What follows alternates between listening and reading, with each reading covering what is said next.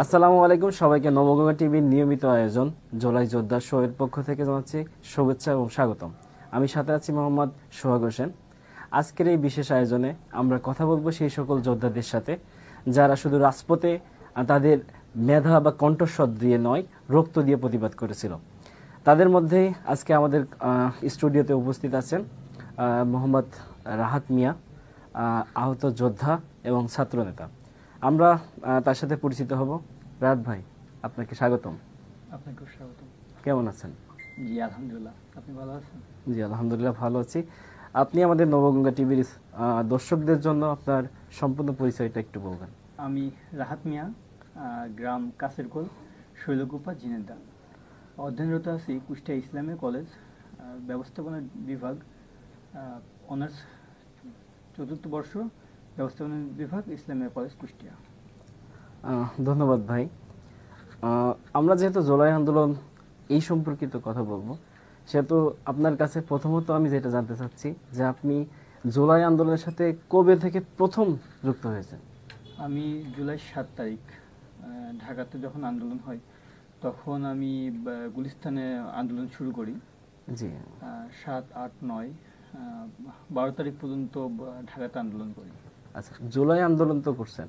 জুলাই আন্দোলনের প্রথমত আপনার মূল উদ্দেশ্য লক্ষ্য কি ছিল? কোটা সংস্কার। যে দেশে শতকরা 55% কোটা ডিপেন্ডেন্ট, যেরকম মেধার মূল্যায়ন মাত্র 45%। এইটা আসলে আমার কাছে কোনোভাবেই যৌক্তিক মনে হয়নি, যার জন্য এই মেধার যাচাই না করার জন্য, মেধার মূল্যায়ন না করার জন্য দেশ কোনোভাবে উন্নয়ন হচ্ছে না। এর জন্যই আমার এই আন্দোলনে যাওয়া। সার্বিকভাবে সবাই আসলে বৈষম্যহীন একটা সমাজ এটা গড়ার পিছনে সবাই আসলে ভূমিকা ছিল, সবাই চাচ্ছিল যে এরকম কিছু একটা হোক। সেই মূল লক্ষ্য উদ্দেশ্য থেকে আপনিও আন্দোলনে যুক্ত হয়েছিলেন। তো মূলত আমাদের প্রোগ্রাম যেহেতু এই শো, টিভি শোটা আমরা আয়োজন করেছি জুলাই যোদ্ধা যারা আহত হয়েছিল, মূলত আহতদের বেস করে আমাদের এই প্রোগ্রাম। তো আপনি সেই আহতদের মধ্যে একজন। তো আপনার কাছে আমি জানতে চাচ্ছি যে জুলাইয়ের সেই দিনটায় আপনার সাথে কি ঘটেছিল যেদিন আপনি আহত হয়েছিলেন? আসলে 12 তারিখ পর্যন্ত ঢাকাতে আন্দোলন করলেও পারিবারিক চাপের কারণে ঢাকাতে থাকা হয়নি। আমি গ্রামে চলে আসি। তারপরে 15 তারিখে আমার শিক্ষার্থী ভাইদের উপরে সন্ত্রাসী ছাত্রলীগ যেভাবে নির্মমভাবে অত্যাচার শুরু করলো, আমি আর বাড়িতে থাকতে পারিনি। আমি বাড়ির থেকে পরের দিন ঝিনাইদহে চলে আসি। ওই 16 জুলাই আমি ঝিনাইদহে আন্দোলন শুরু করি। ওই সময়টাতে আপনারা আন্দোলন শুরু করেছিলেন কোন জায়গা থেকে? ঝিনাইদহ ওয়াজির আলীর স্কুল মাঠ। মূলত আমরা আনুমানিক 600 থেকে 700 জন লোক ঝিনাইদহ ওয়াজির আলী মাঠে এক এক লাইনে 40 জন মতো করে, 15টা লাইন মতো আমাদের হয়।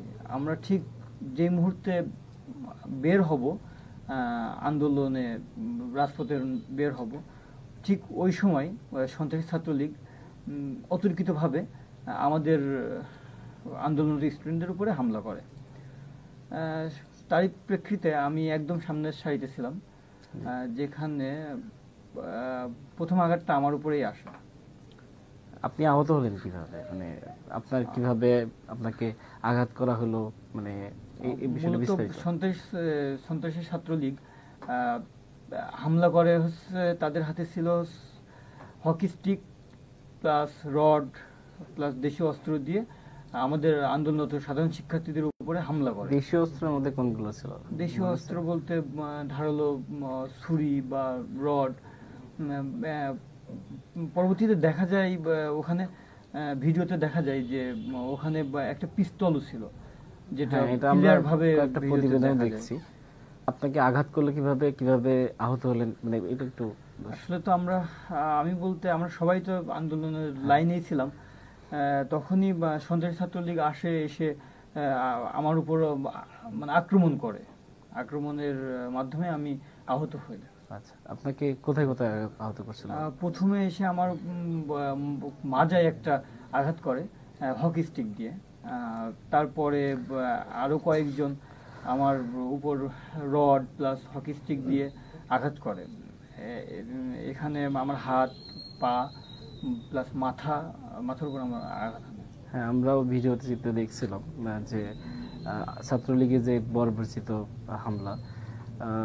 তো আপনার এর পরবর্তীতে মানে শুধু হাতেই লেগেছিল না অন্য কোথাও জি, ওই ঘটনাতে আমার 2টা হাত ভেঙে যায়, আমার মাজায় একটা ফ্র্যাকশন দেখা যায়, আর মোটামুটি পা প্লাস রক্ত জমাট। আর আপনার চোখেও দেখছি একটু সমস্যা, আমি হ্যাঁ, দেখছি কথা খেয়াল করছি আর কি। মাথায় আঘাত লাগে, মাথা ওই আঘাতটাতেই চোখের উপর ইফেক্ট পড়ে। আমার চোখে আগে থেকেই সমস্যা ছিল, কিন্তু ওই দিনের পর থেকে চোখে একটু সমস্যা দীর্ঘ হয়। আচ্ছা, আমি একটু যদি ব্যতিক্রম প্রশ্ন করি যে আপনি কিভাবে কে বা কারা আপনাকে স্পেসিফিক ভাবে কে মারছিল, এটা কেউ করছে? আসলে আমি ঝিনাইদহ রাজনীতিতে অতপ্রভাবে কখনোই জড়িত ছিলাম না, যার কারণে আমি সন্ত্রাসী ছাত্রলীগের ওইভাবে কাউকে চিনতাম না। কিন্তু একটা ভিডিও চিত্রের মাধ্যমে আমাকে যে আঘাত করে, মোটামুটি আমি তার ফেসটা একটু মার্ক করেছিলাম যে আমাকে আঘাত করে, যে মানে যার আঘাতটা আমার হাতে লাগে। তার নাম ওসমান রনি, তার বাসা কুষ্টিয়াতে। সে কুষ্টিয়া ছাত্রলীগের একটা পোস্টেড লিডার। তার বিরুদ্ধে আপনার কোনো অ্যাকশন নিয়েছেন কিনা? তার বিরুদ্ধে আসলে ওইভাবে অ্যাকশন নেওয়া হয়নি। আমি তার ভিডিও দেখে তার উপর মানে তদন্ত করি নিজেই, কিন্তু সে দেশের বাইরে, এখন সে সিঙ্গাপুরে আছে। আচ্ছা, এখন আমার একটা জানার বিষয় যে আপনার এই অবস্থা হলো, এই অবস্থার পরে আপনার জীবন বা আপনার পরিবারের সাথে মানে এটা কেমন ভাবে নিয়েছিল? আসলে এটা এমন একটা সিচুয়েশন ছিল, আমি বাড়ির থেকে বলেও আসিনি আমি আন্দোলনে যাচ্ছি। আমি 15 তারিখ রাতেই চলে আসি। আমি তো আসলে বাড়ির বাইরেই বেশি থাকা হয়। 15 তারিখ রাতে বাড়ির থেকে চলে আসি, কিন্তু 16 তারিখে আন্দোলন শুরুতেই আমি আঘাতপ্রাপ্ত হই এবং 2টা হাতে আমার ভেঙে যায়। তখনই মানে বাড়িতে বলার মতো আসলে আমার কোনো ভাষা ছিল না। কিন্তু ওই রাত্রেতে বাড়িতে যাব মানে মায়ের কথা চিন্তা করে আমি ওই রাত্রে বাড়িতেও যাইনি। মানে ওইটা শহরেই একটা বাড়িতে আমি আশ্রয় নিই। ওখানেই মানে আমি যে আহত হওয়ার পরে যে বাসায় আমি উঠেছি, উজির আলী স্কুল মাঠের পাশেই, ঠিক ওই বাসায় আমি রাতে থাকি। আচ্ছা, রাতে থেকে পরের দিন সকালে বাড়িতে যাই। বাড়িতে যে আসলে মাকে বলার মতো আসলে কোনো ভাষাই আমার ছিল না, কারণ আমার 2টা হাতই ভাঙা, 2টা হাতই প্লাস্টার করা, 2টা হাত ঠিক এইভাবে ঝুলায়ে মায়ের সামনে যখন গেলাম, তখন মায়ের চোখের দিকে আসলে তাকানোর মতো ছিল না। একভাবে মায়ের মুখ হাউমাউ করে কান্না, চোখ দিয়ে একভাবে পানি ঝরতে দেখলাম। না আসলে এটা আসলে অনেক কষ্টকর বিষয় যে একজন মার পক্ষে এই জিনিসটা তো মেনে নেওয়া আসলে কষ্টকর। তারপরেও সেই সিচুয়েশন, ওখান থেকে আমরা বের হয়ে এসেছি আলহামদুলিল্লাহ এখন। তো আমার একটা জানার বিষয় আছে যে ওই সময় আপনি যে সময় আহত হলেন, ওই সময় আপনার পাশে এসে কেউ দাঁড়িয়েছিল কিনা ওই সময়? ওই সময় বলতে তো আমার ফ্রেন্ড সার্কেলরা ছিল আন্দোলনে, কিন্তু আমি যখন মার খাই তখন আমি ওখান থেকে ছাত্রলীগরা আমার পিছন পিছন তারা করতেই থাকে। আমি রাস্তার উপর পড়ে যাই, পুরো অবস্থায় আঘাত করে, কিন্তু ওই রকম কোনোভাবে উঠে আমি পাশে যে প্রথমে একবার বমি করি, বমি করে হাতটা কোনো রকম ধরে আমি ওই বাসায় শেল্টার নিই, যে বাসার কথা বললাম আপনাকে। ওই বাসায় উঠি, তারপরে আমি আমার এক ফ্রেন্ড এনামুল, তাকে ফোন করি। আর ওই বাসায় একটা আমার কাজিন থাকতো, ওই কাজিনকে ফোন করি। ফোন করার পরে আমি সেন্সলেস হয়ে যাই। দেন তারা আসে, আরও কয়েকটা বন্ধু আসে, এসে আমাকে নিয়ে হসপিটালে যাওয়ার চিন্তা করে, কিন্তু সিচুয়েশন এতটাই খারাপ ছিল তখন হসপিটালে নিয়ে যাওয়ার কোনো পরিবেশ ছিল না।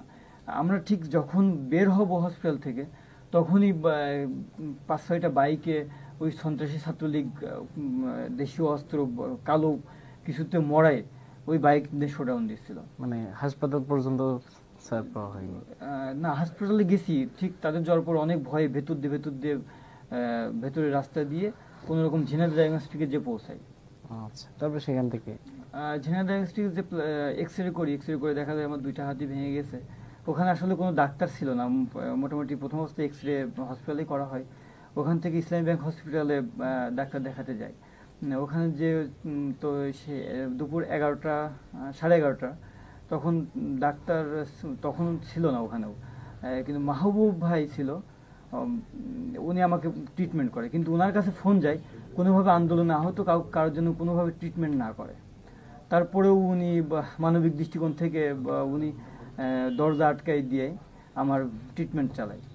আর তারপর মোটামুটি মাহবুব ভাই আমাকে ট্রিটমেন্ট করে। আচ্ছা আচ্ছা, এই ট্রিটমেন্ট বা ওষুধ এটা তো একটা আর্থিক খরচের ব্যাপার, এই খরচটা কিভাবে আপনি? জি, হ্যাঁ, আমার আসলে ওই মুহূর্তে পকেটে 100 টাকা প্লাস ছিল, কিন্তু ওই মুহূর্তে আমার পাশে এসে দাঁড়াই বর্তমান শিবির সভাপতি মেহেদী হাসান রাজু ভাই। তখন এসে আমার এক বন্ধু এনামুলের হাতে কিছু টাকা দিয়ে যায়, 3000 মতো।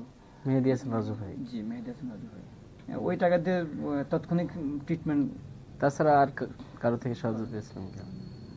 পরবর্তীতে তো মোটামুটি জামাত ইসলাম পাশে থেকেছে চিকিৎসার জন্য, মোটামুটি একটা আচ্ছা, ফান্ডিং আমি করেছে। এটা বলতে চাচ্ছিলাম যে আপনি কোনো রাষ্ট্র বা দলীয় কোনো সাহায্য পেয়েছেন কিনা? রাষ্ট্রীয় বলতে জুলাই ফাউন্ডেশন থেকে টাকা পেয়েছি, এটা অনেক পরে এটা আন্দোলনের পরে। আর আচ্ছা, আরেকটা বিষয় জানতে চাচ্ছি যে আন্দোলনের সময় আপনি আহত হলেন, তারপরে তখন তো স্বভাবত এই যে ছাত্রলীগ বা আওয়ামী লীগ আপনাকে খোঁজ নিবে না, কিন্তু কোন রাজনৈতিক দল এছাড়া তো অন্যান্য রাজনৈতিক দল ছিল, তারা কোনো সাহায্য সহযোগিতার হাত বাড়িয়ে দিয়েছে কিনা? হ্যাঁ হ্যাঁ, সাহায্য সহযোগিতা বলতে তখন রিহান ভাই আর রিহান ভাই আমাকে মেসেঞ্জারে নক দেয়। রিহান ভাই কোনোভাবে জানতে পারে আমার হাত ভেঙেছে ওই দিন। রিহান ভাই আমাকে মোটামুটি খোঁজ নেয়, প্লাস সবকিছু শোনে যে কি অবস্থা এখন, কিভাবে চলছে। তাছাড়া অন্য কেউ ওই দিন বা তারপরে আর কেউ খোঁজ নিইনি, কিন্তু আন্দোলন চলাকালীন মুহূর্তেই আমার তো আসলে চিকিৎসাটা দীর্ঘ সময় ধরে হয়। তার মধ্যে আমার আন্দোলনের মধ্যে নিম্মি আপু প্লাস সাইদুর রহমান, আবু হুরায়রা, এক এক করে সবাই যোগাযোগ করে। আন্দোলন পরবর্তীতে আমার একটা মেজর অপারেশন করা লেগেছে, যার জন্য আমার প্রায় লাখ 2 টাকা খরচ হয়েছে। তখন আমার প্রতিবেশী কাজিন আছে, তারা আর্থিকভাবে সহযোগিতা করেছে। আর আসুন্না ফাউন্ডেশন আমাকে তখন একটা ফান্ড সাপোর্ট করে। আচ্ছা, আর এমনি ব্যক্তিকেন্দ্রিক খোঁজ খবর নেওয়া বা আপনার সার্বিক বিষয়ে তদারকি সব মোটামুটি সার্বিক খোঁজ খবর নিয়েছে অন্যান্য সকল দলই। আপনার কোনো ব্যক্তিকেন্দ্রিক কেউ সাহায্য সহযোগিতা করছে কিনা? ব্যক্তিকেন্দ্রিক বলে ডক্টর মনিরুল ইসলাম, উনি ফিরোজে বসেন, উনি মোটামুটি আমার 24 জুলাই থেকে আমার ট্রিটমেন্ট করছেন। উনি মোটামুটি আমার থেকে ফিস বা টেস্ট বাবদ কখনোই টাকা নেননি। আর আন্দোলন পরবর্তী সময়ে এসে এই অন্তর্বর্তীকালীন সরকারের পক্ষ থেকে আপনি সাহায্য সহযোগিতা পেয়েছেন কিনা? সরি, অন্তর্বর্তীকালীন সরকারের কাছ থেকে আপনি কোনো অন্তর্বর্তীকালীন সরকার থেকে সাহায্য বলতে আমি জুলাই ফাউন্ডেশন থেকে 1 লাখ টাকা পেয়েছি। আচ্ছা আচ্ছা, আমরা তো গেলাম সাহায্য সহযোগিতার ব্যাপারে, এখন আমি আপনার কাছে আরেকটু আমরা একটু আন্দোলনে ফেরত যাই। জি, আপনার আন্দোলনে আহত হলেন, এর পরবর্তীতে আন্দোলন সফল হলো, তো ওই সময় তো আসলে আমরা একটা খুব কঠিন মুহূর্ত পার করছিলাম। ওই মুহূর্তগুলো আপনার হাসপাতালে, আমি আপনার যেহেতু মেজর অপারেশন এবং খুবই গুরুত্বপূর্ণ একটা ইয়ে ছিল, তারপরেও আপনি ওই সময় নিউজগুলো দেখছিলেন বা খোঁজ খবর রাখছিলেন? আমি ওই সময়টাতে হাসপাতালে থাকিনি, আমি হাসপাতালে থাকতে পারিনি। আমি ওই সময়টাতে বাড়িতেই ছিলাম, বাড়িতে থেকে ডক্টর মনিরুল ইসলাম আমার ট্রিটমেন্ট চালাচ্ছিলেন। আমি নিয়মিত বসে ওই ফেসবুকে ভিডিওগুলোই দেখতাম যতটুকু সময় ইন্টারনেট ছিল। আসলে ওই সময়টা ইন্টারনেটের খুব বাজে পরিবেশ ছিল। হ্যাঁ, সেটা আমরা সবাই জানি যে ইন্টারনেটের খুবই বাজে অবস্থা। ওই সময়গুলোতে আপনি কোনো কার্যক্রম মিডিয়াতে কোনো কার্যক্রম? আমি আসলে আমার তো হাত দুইটাই ভাঙা, দুইটা পায়ে রক্ত জমা ছিল, মানে আমি দাঁড়ানোর মতন আমার পরিবেশ ছিল না। আমার হুইল চেয়ারে চলাচল করা লেগেছে। হ্যাঁ, যার কারণে আমি তো আন্দোলনে তো আর কোনোভাবেই মুভ করার সুযোগ হয়নি। বসে বসে ঘরে বসে ফেসবুকে যতটা পেরেছি ওইটুকুই। আচ্ছা, আমি আরেকটা একটু প্রশ্ন করি, সেটা হচ্ছে প্রশ্ন না, আমি দর্শকদের একটু দেখাতে চাচ্ছে আপনার কোন জায়গায় ম্যাচের পছন্দ, একটু দর্শকদের জি দেখান। আমার